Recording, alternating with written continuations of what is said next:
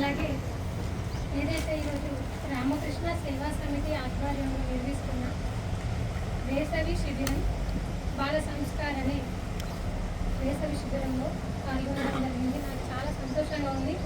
మొదటి రోజే ఇంతమంది పిల్లలు రావడం, ఏదైతే మన సంస్కృతి కానీ అలాగే వేసవి సెలవులు వచ్చేసరికి పిల్లలు చాలామంది పాపం టీవీకి ఫోన్లకు అడిక్ట్ అవుతారన్న ఒక చెడు ప్రభావం వాళ్ళ మీద పడుతుంది అనే ఒక ఆలోచనతోని ఈ శిబిరంలో ఏదైతే ఏర్పాటు చేశారో యోగా కానీ అలాగే మన సంస్కృతి సాంప్రదాయమైనటువంటి మన హైందవ ధర్మమైనటువంటి భగవద్గీత కానీ రామాయణం కానీ అలాగే డ్రాయింగ్ కానీ రైటింగ్ క్లాసెస్ కానీ ప్రతి ఒక్కటి మనకు జీవితంలో ఎదగడానికి ఉపయోగపడేటివే ఉన్నాయి.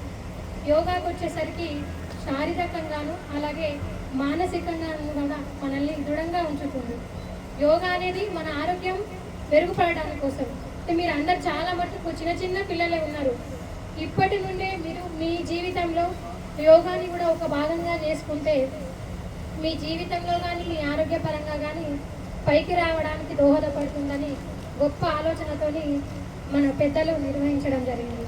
అలాగే రైటింగ్ అంటే చాలామంది పాపం చదువులు వాస్తున్నా కూడా రైటింగ్ దగ్గర మార్క్స్ వెళ్తాయి వెళ్ళే రైటింగ్ ఎంతమంది బాగుంది చెప్పండి. కాబట్టి మిగతా సగం మందికి రైటింగ్ బాగాలేదు. దీనివల్ల మీ స్కిల్ డెవలప్మెంట్ అవుతుంది. అలాగే ఏదైతే మీరు రైటింగ్ చాలా బాగా రాస్తారో మీకు సబ్జెక్టులు మార్క్స్ ఎక్కువ వస్తాయి.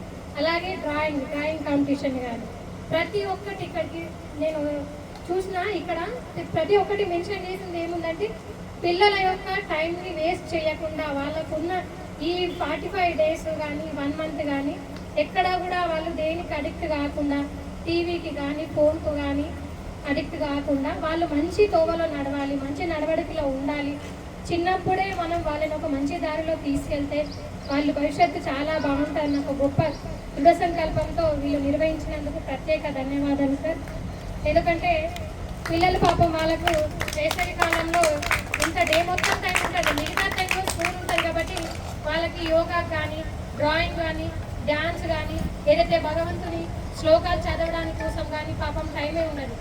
టోటల్ వాళ్ళకి స్ట్రెస్ అలాగే బ్యాగ్ వెయిట్ చదువుకోవాలన్నా కొంచెం స్ట్రెస్ ఎక్కువ ఉంటుంది. కాబట్టి ఈ వేసవి సమయంలో వాళ్ళకి దొరికిన టైంని ఇలా వినియోగించుకుంటే మీకు చాలా మానసికంగా శారీరకంగా ఉపయోగపడమే కాకుండా మీ జీవితానికి కూడా అలాగే ముఖ్యంగా పిల్లలు మనం ఎంత ముందుకెళ్ళినా మన సంస్కృతి సాంప్రదాయం మర్చిపోవద్దు, మన భగవంతుని మర్చిపోవద్దు. తప్పకుండా మీరు ఎప్పుడు కూడా దైవ శ్లోకాలు కానీ ఏదైతే రామాయణం మహాభారతం ప్రతి ఒక్కటి అలాగే హనుమాన్ చాలీసా కూడా మీరు డైలీ రొటీన్గా మీ జీవితంలో ఒక భాగం చేసుకుంటే మీకు చాలా బాగుంటుందని తెలియజేస్తున్నాను. ఇంతటి అవకాశం ఇచ్చినందుకు ప్రత్యేకంగా ధన్యవాదాలు తెలియజేస్తున్నాను.